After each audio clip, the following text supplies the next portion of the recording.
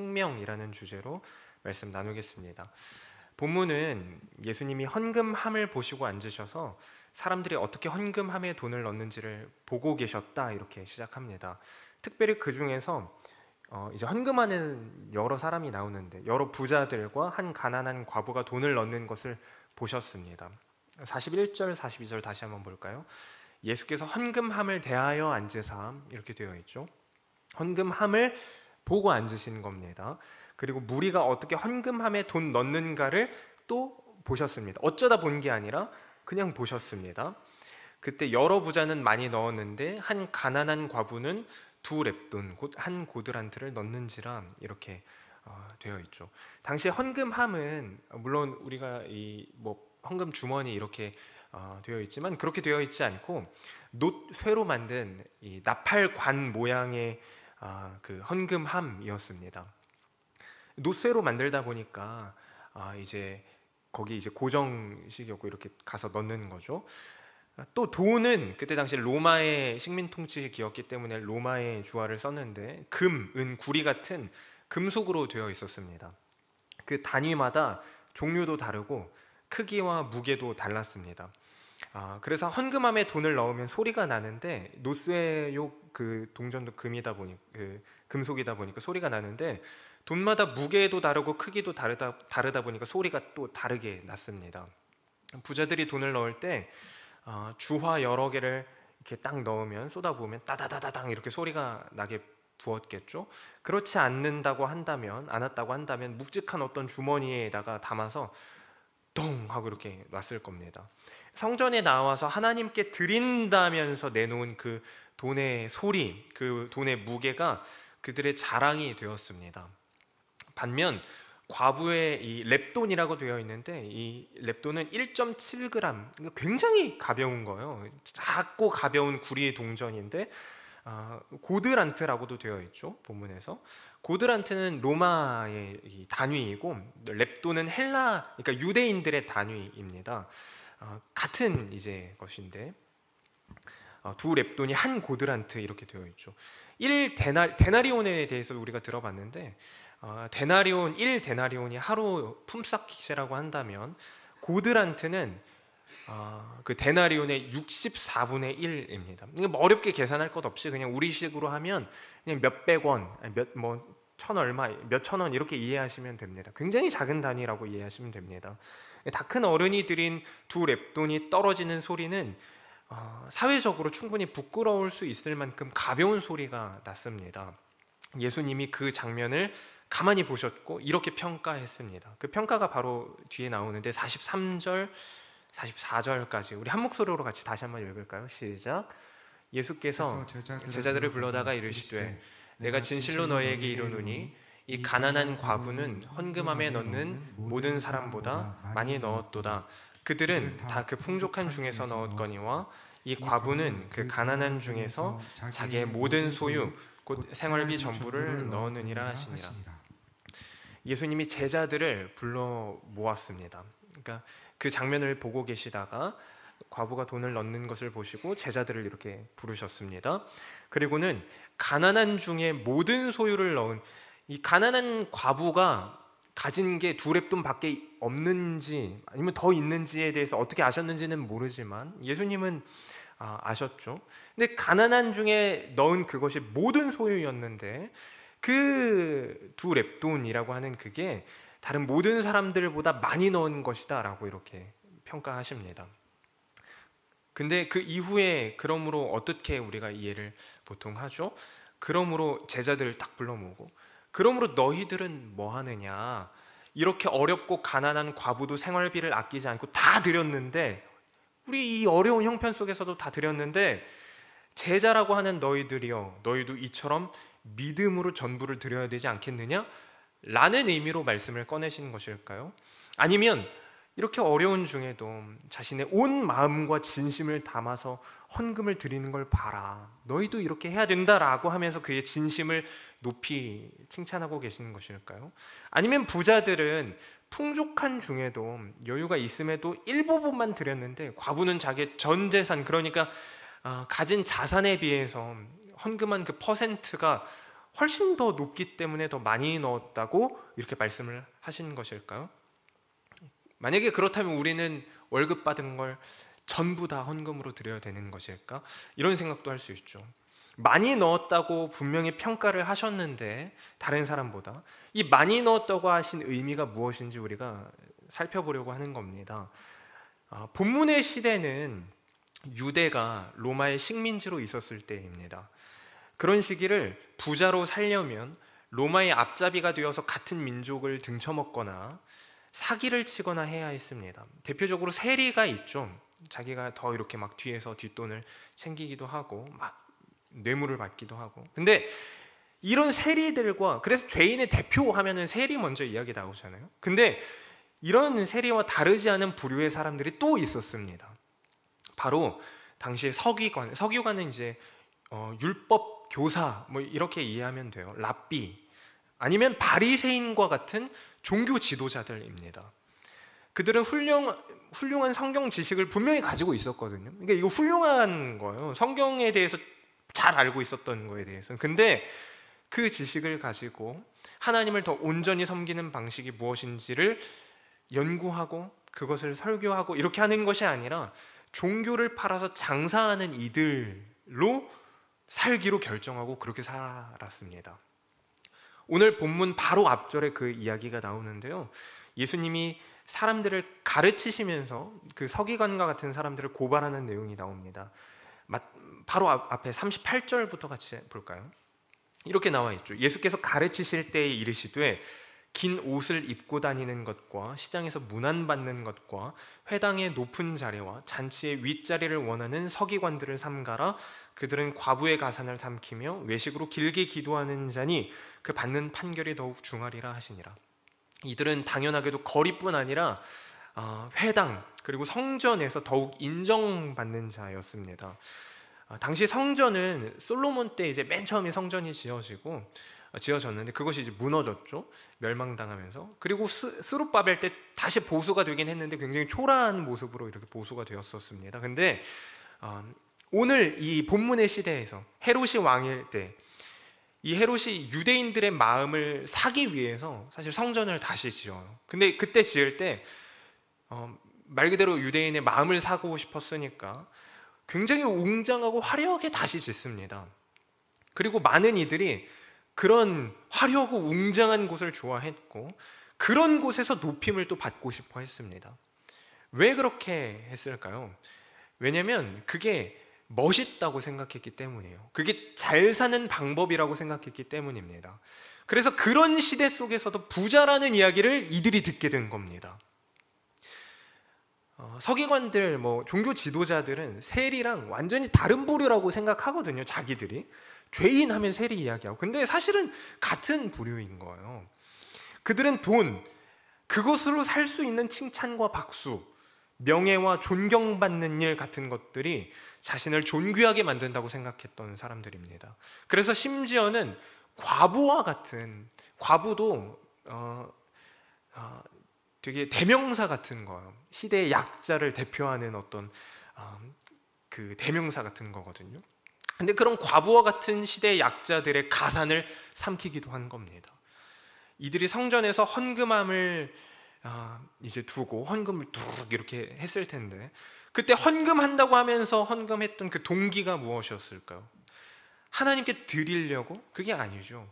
텅텅거리는 그 소리, 그 돈의 소리로 주변에서 그것을 보고 듣고 있는 사람들에게서부터 명예를 사고 칭찬과 부러움을 사는 것이 그들의 의도였습니다. 그러니까 헌금을 드린 게 아니라 명예와 칭찬과 박수와 부러움을 산 거예요. 그냥 이렇게 산 거죠, 돈으로. 안타까운 이야기지만 많은 사람들이 칭찬과 박수가 자신을 존귀하게 만든다고 생각합니다. 그래서 그런 박수를 받게 해주는 어떤 방법들을 막 찾고 또 갈구하기도 합니다. 누군가의 성공담을 찾아서 듣기도 하고 인생의 공략법 이런 것이 뭐가 있을까 막 생각하기도 하죠. 그래서 약간의 투자를 하기도 하고 아니면 시간을 쏟기도 합니다. 그러나 이런 생각을 하고 한다면, 박수와 칭찬이 자기를 존귀하게 만든다라는 생각으로 가득 찬다면 분명 처절한 모습으로 십자가에 달리신 예수님, 그 은혜를 이해할 수 없을 겁니다. 이해한다 말할 수도 있고 믿는다 말할 수도 있겠지만 자기 삶으로 이해할 수는 없을 겁니다. 돈이 많아서 이해할 수 없다는 게 아니에요. 오해하면 안 됩니다. 부자라서 그러니까 돈이 많아서 이해할 수 없는 게 아니라 그게 나를 살게 한다고 생각하기 때문에 이해할 수 없다는 겁니다. 그럼 과부는 어떻습니까? 과부는 있는 거 없는 것까지 다 털어서 헌금을 했죠. 이야기를 그냥 까서 보면 있는 거 없는 거 마지막 남은 것까지 다 털어서 헌금을 했는데 결국에 과부의 가산을 삼키는 자들에게 속은 자로 그냥 끝나는 겁니까? 오늘 말씀을 다시 한번 들여다볼 필요가 있습니다. 43절 다시 한번 보면 이렇게 되어 있어요. 예수께서 제자들을 불러다가 이르시되 내가 진실로 너희에게 이르노니 이 가난한 과부는 헌금함에 넣는 모든 사람보다 많이 넣었도다. 그들은 다 그 풍족한 중에서 넣었거니와 이 과부는 그 가난한 중에서 자기의 모든 소유 곧 생활비 전부를 넣었느니라 하시니라.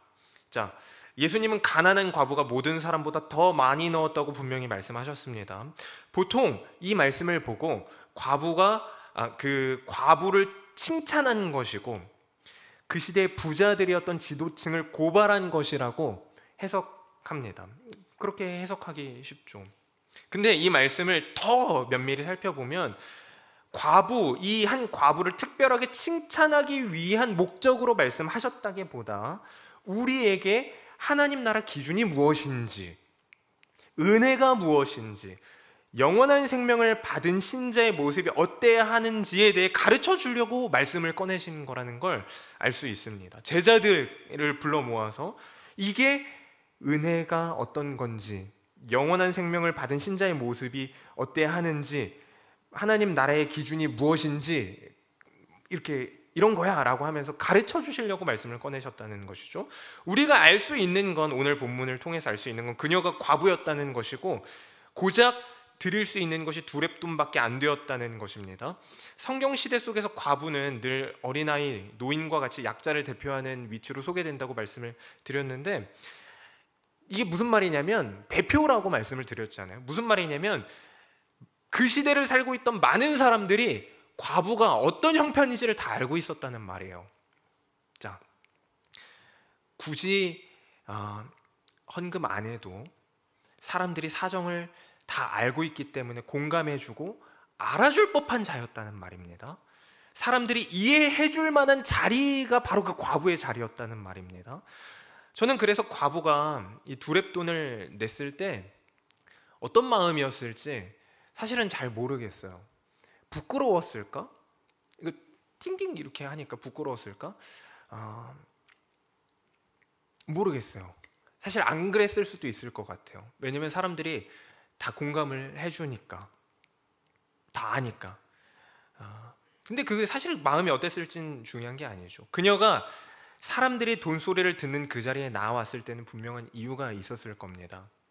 과부의 가산을 삼키려는 자들의 욕소리를 들을 수도 있죠. 어떻게 그거밖에 안 되냐, 진짜 그거밖에 안 되냐, 뭐 이런 이야기를 들었을 수도 있고, 사람들이 수군거리는 소리를 들었을 수도 있죠. 와, 진짜 그게 박수였을 수도 있고 비꼬는 걸 수도 있고, 자기가 아는 바, 믿는 바대로 선택하기로 다만 그녀가 결정하고 있다라고 이 이야기를 볼 수 있을 겁니다.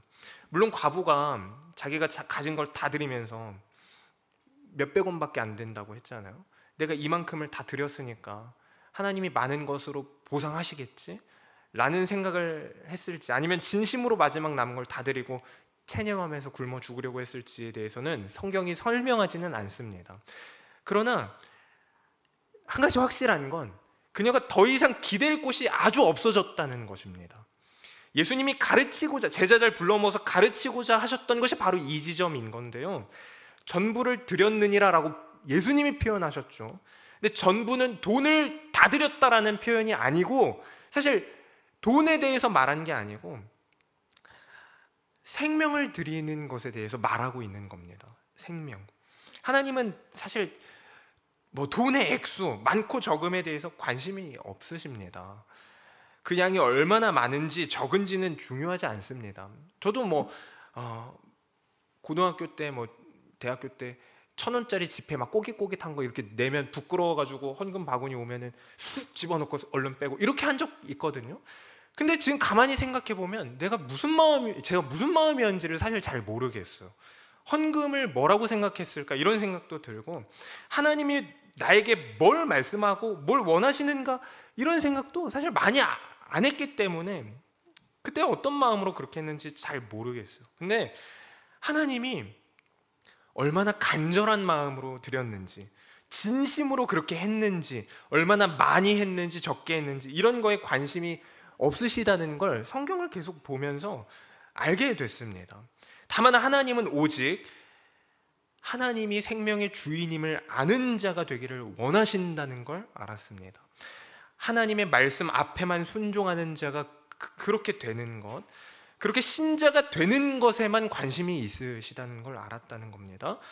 하나님은 돈이 아니라 한 영혼을 원하십니다.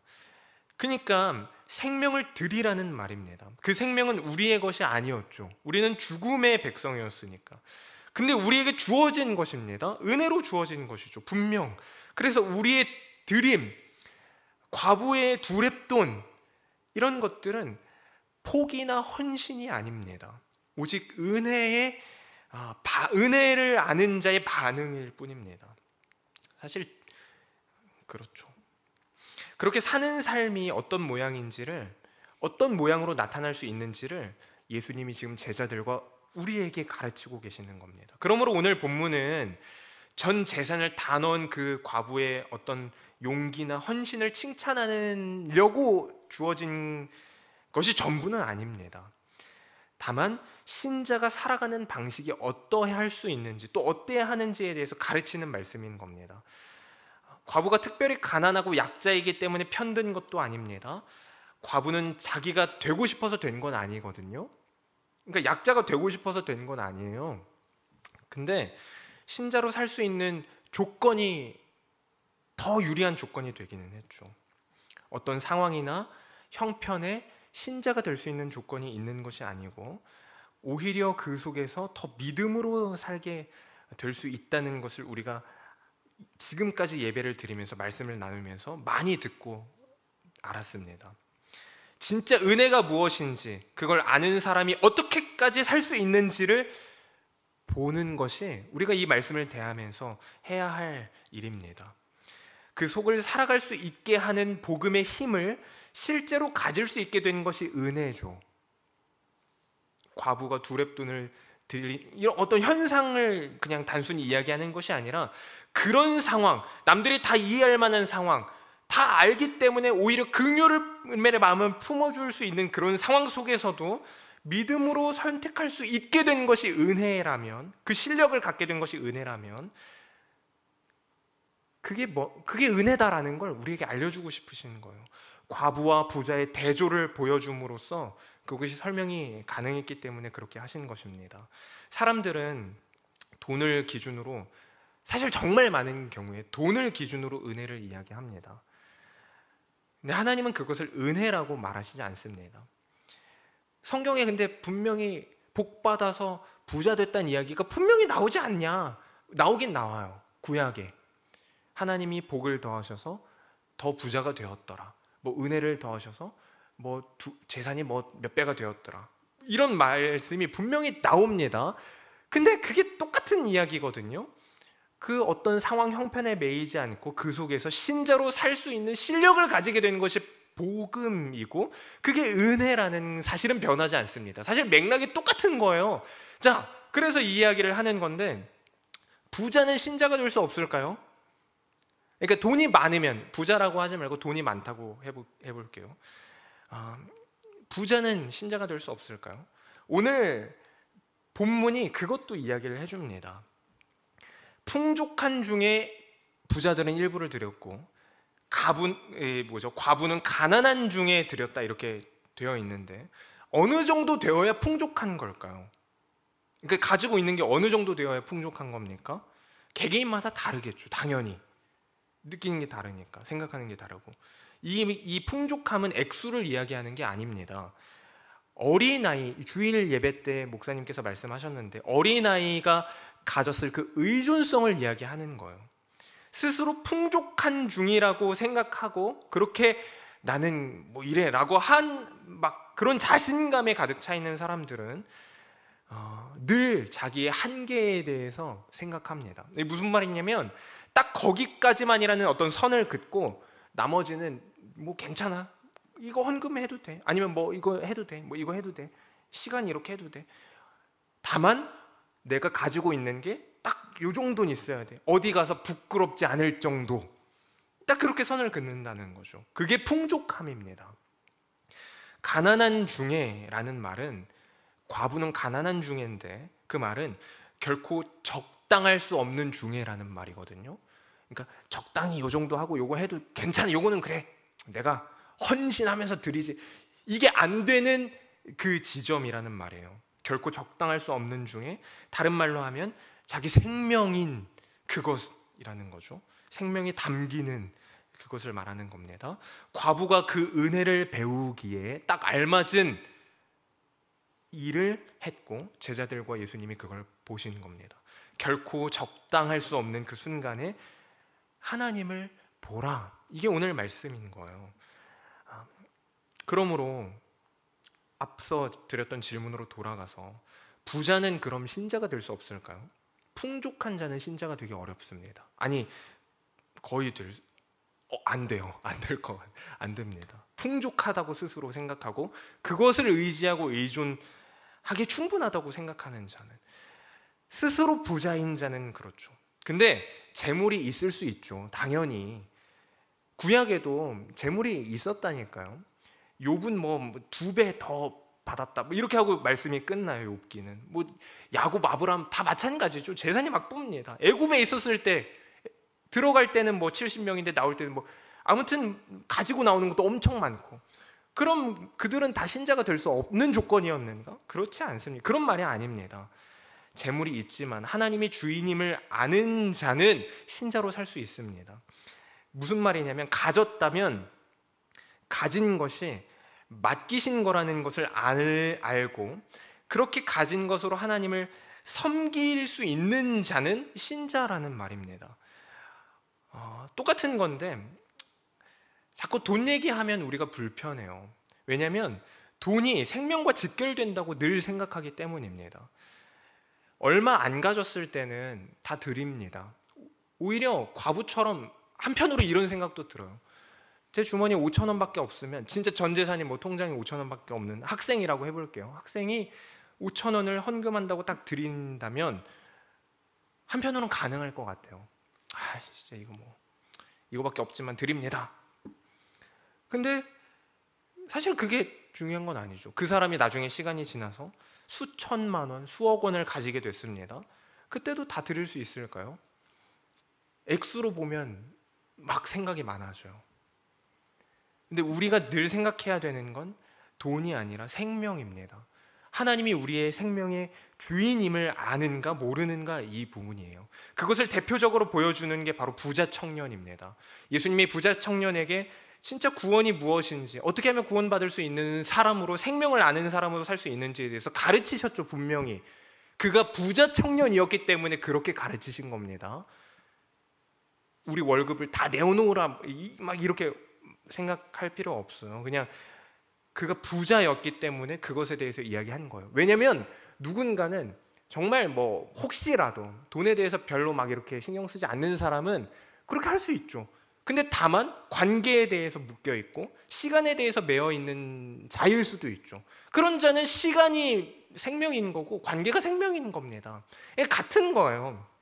그가 부자였기 때문에 그렇게 이야기를 했지만 그는 결국에 떠났습니다. 따르지 않고. 오늘은 그리고 또 하나, 사실 똑같은 맥락인데 한 가지 더, 과부에 대해서도 이야기할 게 있어요. 뭐냐면 오늘 본문에 나오는 부자는 여러 부자 이렇게 나오거든요. 여러 부자. 근데 본문에 또 등장하는 과부는 한 과부입니다. 한 과부. 그럼 다른 과부들은 풍족했을까? 말이 이상하잖아요. 어렵지 않게 생각해 볼 수 있습니다. 그들도 사실 그 자리에서 하나님을 바라보는 삶을 살았어야 됩니다. 똑같이 뭐 헌금을 얼마 해라 말아라 이런 이야기가 아니라는 것을 우리가 잘 알아야 되는데, 과부도 마찬가지로 신자의 결정을 하지 못할 수도 있고 부자도 마찬가지로 신자의 결정을 할 수 있다는 말입니다. 말씀을 조금 정리하도록 하겠습니다. 우리가 오늘 본문을 읽으면서 사실 저도 그렇고 헌금에 대한 생각을 많이 했습니다. 하게 할 수 있습니다. 헌금을 드리는 것, 내 삶을 이제 유지하게 해주는 어떤 생명 비용이라고 한다면 그것의 일부를 떼어서 드리는 것이 어떤 의미가 있는 것일까? 어쩌면 한편으로는 이 과부가 앞서서도 말씀드렸던 것처럼 하나님께 하는 어떤 투자비 같은 마음으로 내가 내 전부를 다 드립니다. 얼마 안 되지만 사실 나한테는 전부입니다라는 마음으로 드렸을까? 나도 그러고 있진 않을까? 아니면 교회를 잘 운영하기 위해서 내가 공동체의 일원으로서 마땅히 그 일원 뭐 어떤 책임을 지는 그런 모습으로 드려야 되는 것일까? 뭐 별의별 생각을 다 하죠. 근데 돈이 핵심이 아니라 생명이 핵심이라는 것을 우리가 기억해야 합니다. 생명을 드리는 표시가 돈이죠. 이 시대에는 그렇습니다. 돈으로 관계를 사고 명예를 사고 박수를 사고 칭찬을 산 것이 오늘 본문의 부자인데, 이 시대가 요구하고 바라는 것이 바로 그런 것입니다. 돈으로 어떤 것이든 다 살 수 있다라고 말을 하죠. 그래서 이렇게 이야기를 하는 거예요. 생명을 드리는 표시가 돈이니까. 근데 돈이 아니라 시간이라면 시간, 관계라면 관계를 하나님은 우리에게서 받으시기를 원하십니다. 받는다고 하니까 불편한데 사실 그 모든 것들은 우리에게 맡기신 거거든요. 원래 우리의 것이었던 걸 빼앗아가는 것, 뭐 세금 걷어들이는 것이 아니고 내가 너를 살린 구세주요, 생명의 주인이다. 내가 너를 가장 사랑하는 자이다. 내가 너의 삶의 왕이요 아버지이다. 그 사실을 너는 아니? 라는 고백을 받으시기 원하신다는 말입니다. 우리는 과부의 자리에 있을 수도 있고 부자의 자리에 있을 수도 있습니다. 스스로 어떻게 생각하는지 아니면 세상이 우리를 어떻게 평가하는지에 따라서 그렇게 생각할 수 있죠. 예전에는 사실 청부론, 청빈론 이런 이야기가 많이 있었거든요. 뭐가 맞냐? 깨끗한 부자로 사는 것이 성경적이냐? 깨끗한 어려운 고난 속에 있는 가난한 자로 있는 것이 성경적이냐? 근데 성경은 그러므로 일부러 가난해져야 된다, 과부가 돼야 된다 이렇게 말하지 않습니다. 그건 너무 이상한 해석입니다. 그리고 또 반면에 깨끗한 부자로 세상의 빛과 소금 막 이런 거를 막 세상에서 막 스타가 되고 이렇게 해석하면서 그렇게 살아야 된다라고도 말하지 않습니다. 다만 주어진 인생이 어떤 의미인지를 제대로 알고 그렇게 믿음으로 현실을 살아내라고 말할 뿐입니다. 학생에게 공부하라고 하죠. 그게 주어진 현실 속에서 믿음으로 사는 방법이기 때문입니다. 특히 대한민국의 학생에게 공부라는 건 주어졌는데 그 속에서 믿음으로 사는 방법은 공부하는 것이죠. 그게 현실이니까. 공부가 뭐 국영수만 있는 건 아니니까 여러 가지 방법은 있을 텐데 방향은 어찌 되었건 원망하고 절망할 제목이 될 수 없다는 말입니다. 과부도 마찬가지입니다. 우리도 마찬가지죠. 우리는 일을 해야 하고 돈을 벌어야 합니다. 이게 정상인 겁니다. 일부러 가난해져라 이 말도 안 되는 얘기고, 왜냐하면 현실이란 게 주어졌는데 그 속을 살아가야 하는 것이 신자의 책임이기 때문이에요. 우리에게 주어진 역할이고, 가진 것이 많을 때 또 마찬가지입니다. 근데 한 가지를 꼭 기억하시기 바랍니다. 우리가 가진 것 얼마나 많고 적은지가 아니라 우리가 누구인지를 아는 것, 그래서 그 속을 내가 기꺼이 살아갈 수 있는 존재라는 걸 아는 것, 그게 신자의 삶이라는 것, 하나님이 원하시고 바라시는 그 모든 것들 속에서 내가 불편해하고 있었던 것이 하나님이 나에게 맡기신 것인데, 오히려 그래서 은혜라고 부를 수 있는 것인데, 내가 세상의 소리에 속아 계속 그것에 익숙해져서 마치 나의 것이라고 생각했었구나, 그리고 그것에 오히려 내가 그걸 누린다고 생각했는데 오히려 매여 있었구나를 아는 것, 그것이 오늘 말씀을 통해서 우리가 깨달아야 하는 부분인 겁니다. 하나님이 좋은 연장을 가지게 하셨다면 그 좋은 연장을 가진 사람처럼 그것에 맞는 역할을 감당하면서 일을 하는 것이 당연한 것이고, 하나님이 어려운 형편, 고난 가운데 두셨다면 그 속에서 은혜를 발견하면서 사는 것이 자연스럽고 당연한 겁니다. 그게 우리에게 요구하시는 믿음이기 때문입니다. 그 자리에서 신자로 사는 우리 모두 되시기를 바랍니다. 현실 속을 살지만 현실을 넘어서서 구원을 아는 자로 사는 우리 되기를 원합니다. 신앙으로 그렇게 현실을 살기를 원합니다. 다만 우리가 죄인이요 또 얼마나 연약한 자인지를 아시기 바랍니다. 때로는 풍족하다 생각이 들 때도 마찬가지죠. 어딘가에 매여 있게 되기 너무 쉽고, 그래서 하나님을 등지기가 너무 쉽습니다. 그래서 가난하고 어려울 때 우리가 오히려 하나님께 더 붙어 있을 수도 있다라고 이렇게 말을 하는데, 이 말은 틀린 말이 아닙니다. 약함 중에 하나님의 강함이 더 드러나기 때문이고, 그 속에서 은혜가 더 크기 때문입니다. 어린아이의 의존성처럼 가난한 자, 파산한 자이기에 다른 어떤 것에도 의지할 수 없는 상황이 되면, 과부처럼 다른 갈래의 길이 보이지 않게 되면 우리는 그 속에서 하나님을 더욱 선명하게 볼 수 있습니다. 그분만 의지할 수밖에 없다고 고백하게 됩니다. 두렙돈, 근데 그게 200달란트라고 해도 그럴 수 있을까? 늘 생각하고 묵상해야죠. 과부는 자기가 잘해서 그 삶을 막을 수 있었는데 실수하고 실패해서 과부가 됐다, 이런 사람이 아닙니다. 잘하고 싶었을 겁니다. 근데 그렇게 됐습니다. 사람들은 그걸 보고 저주받았다고 이야기하고, 특히 이 시대 속에서는 약자 중에 약자였습니다. 소망이 없다라고 이야기할 만한 자리였죠. 근데 그 속에서도 살아낼 수 있게 하는 것이 은혜더라, 믿음이더라 라는 것입니다.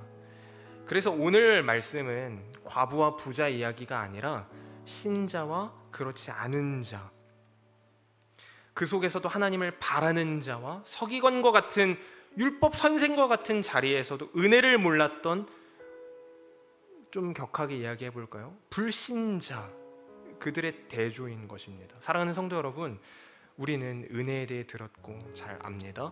은혜가 우리를 어떤 상황에도 처하게 할 수 있다는, 우리가 어떤 상황에 처할 수도 있지만 은혜가 그 속을 살아내게 할 수 있다는 것도 압니다. 그 속에서 신자로 사는 영광과 명예, 돈소리로 사는 것이 아니라 진짜 신자로 살아냄으로써 하나님께로부터 듣게 되는 그 칭찬과 그 영광스럽다, 안아주시는 그 평안, 참 평안을 우리 모두가 누릴 수 있게 되시기를 원합니다.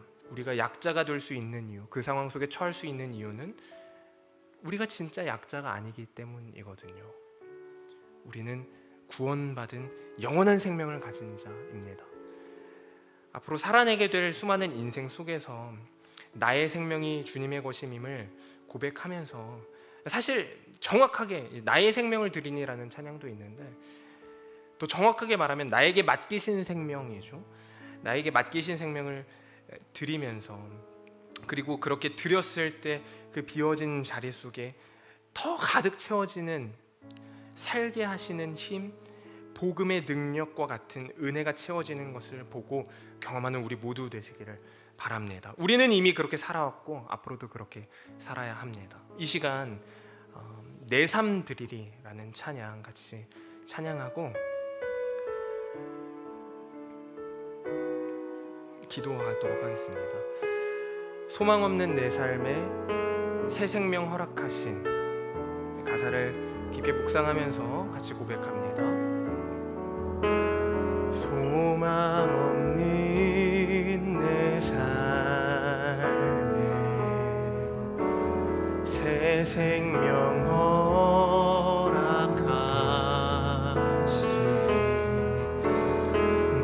향한 주님의 은혜, 놀라운 주님의 사랑, 삶의 문제 힘겨워 눈물만 흘릴 때도 날 안아주시는 주님, 한없는 주님의 사랑 나 찬양하네. 나의 믿음 주께 드려, 나의 삶이 주를 향해 내 유일한 사랑 되신 주께 내 삶 드리리. 나의 믿음 주께 드려, 나의 삶이 주를 향해 내 유일한 사랑 되신 주께 내 삶들이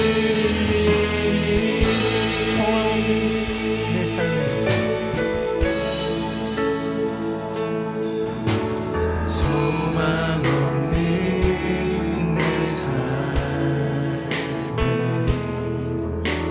새 생명 허락하신 날 향한 주님의 은혜, 놀라운 주님의 사랑, 삶의 문제 힘겨워 눈물만 흘릴 때도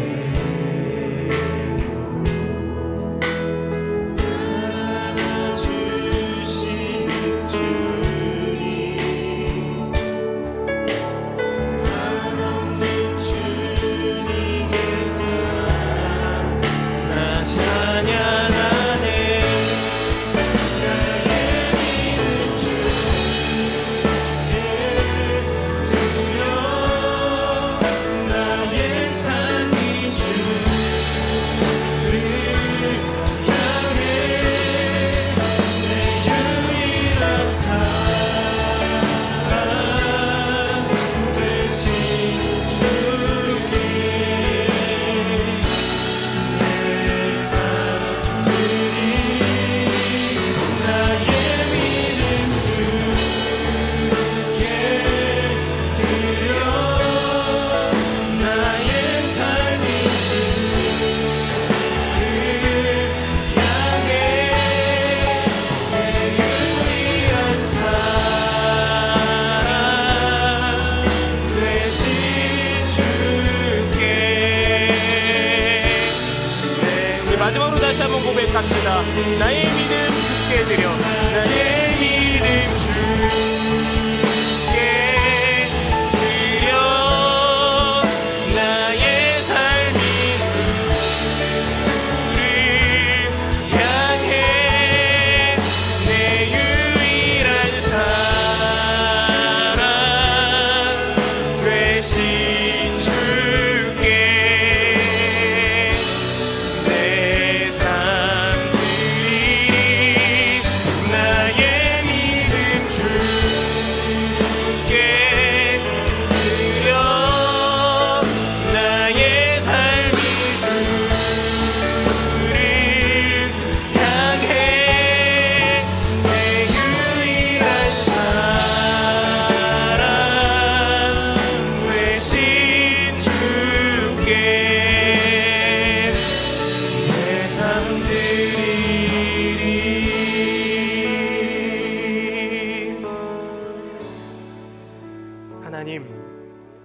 소망 없는 우리의 삶에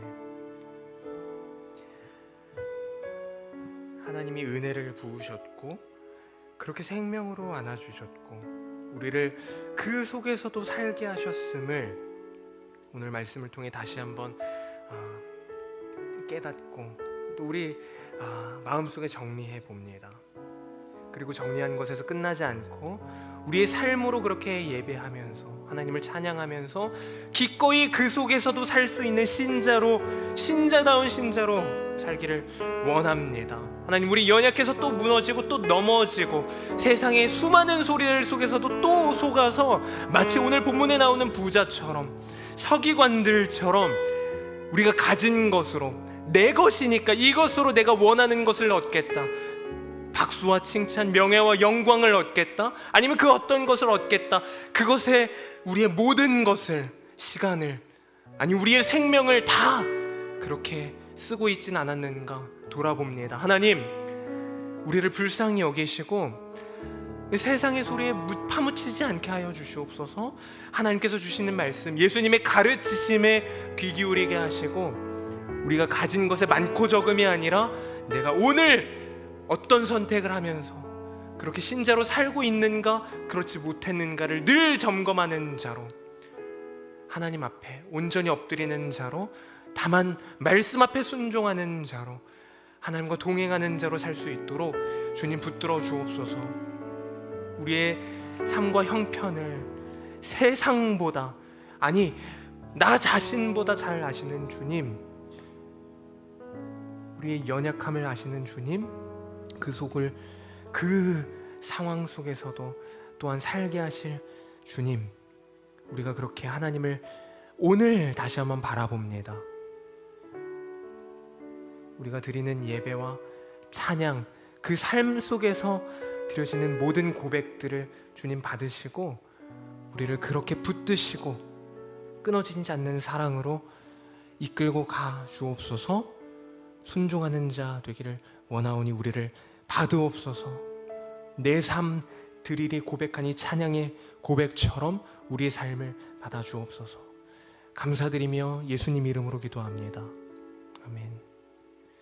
우리 주기도문으로 예배 마치도록 하겠습니다. 하늘에 계신 우리 아버지여, 이름이 거룩히 여김을 받으시오며 나라가 임하시오며 뜻이 하늘에서 이루어진 것 같이 땅에서도 이루어지이다. 오늘 우리에게 일용할 양식을 주시옵고 우리가 우리에게 죄진 자를 사하여 준 것 같이 우리 죄를 사하여 주옵시고 우리를 시험에 들게 하지 마옵시고 다만 악에서 구하옵소서. 대개 나라와 권세와 영광이 아버지께 영원히 있사옵나이다.